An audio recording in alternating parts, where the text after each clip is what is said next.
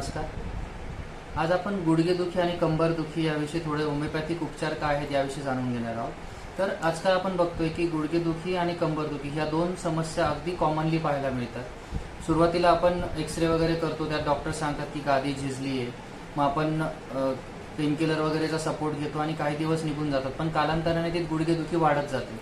तर यामध्ये मेनली काय होतं ना की दोन सांध्यांमध्ये किंवा दोन हाडांमध्ये जे गादी म्हणतो आपण त्याला, ते कार्टिलेज असतं, तर ते घासलं जातं. त्यामुळे काय होतं, दोन हाडांचं फ्रिक्शन व्हायला लागतं आणि त्या फ्रिक्शनमुळे तुमच्या हाडांमध्ये पेन व्हायला लागतं आणि ते पेन मग कमरेच्या बाबतीतही तसंच होतं की दोन मणक्यांमध्ये जी गादी असते ती गादी घासल्या जाते म्हणतात. तर गादी म्हणजे तेच कार्टिलेज घासलं जातं आणि दोन बोनमध्ये फ्रिक्शन झाल्यामुळे तिथल्या नसा दाबल्या जातात आणि मग पुढे कंबरदुखी, हातापायाला मुंग्या येणे वगैरे ह्या सगळ्या गोष्टी होतात. तर बऱ्याच वेळा यामध्ये काय होतं की आपण सुरुवातीला पेनकिलर, कॅल्शियम वगैरे या सगळ्या गोळ्या घेऊन कालांतराने मग आपल्याला नी रिप्लेसमेंटचा सल्ला दिला जातो. तर नी रिप्लेसमेंट केल्यानंतरही त्या सांध्याचं आयुष्य काही दिवस असतं नवीन सांध्याचं, मग त्यानंतर कधी परत रिप्लेसमेंटची गरज पडू शकते वगैरे वगैरे सगळ्या गोष्टी होऊ शकतात.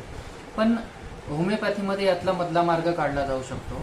तर याच्यामध्ये काय होतं, होमिओपॅथिक मेडिसिन, आता मी 15 वर्षापासून होमिओपॅथिक प्रॅक्टिस करतोय, की यामध्ये मी स्वतः काही माझ्या अनुभवातून आणि काही माझ्या रोजच्या रुग्णांच्या एक तपासणीमधून असं मी एक कन्क्लुजन काढलं की 3 गोष्टींची गरज असते.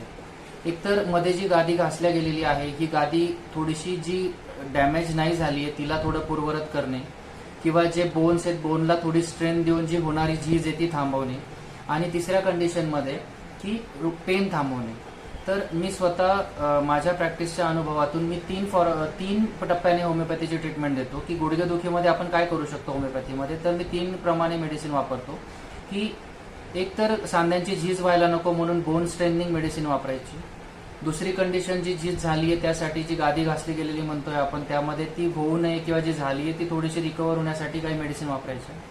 आणि तिसऱ्या टप्प्यामध्ये जे रोजचं पेन होतंय पेशंटला, ती त्याच्याने पेन थांबवायचा प्रयत्न करायचा.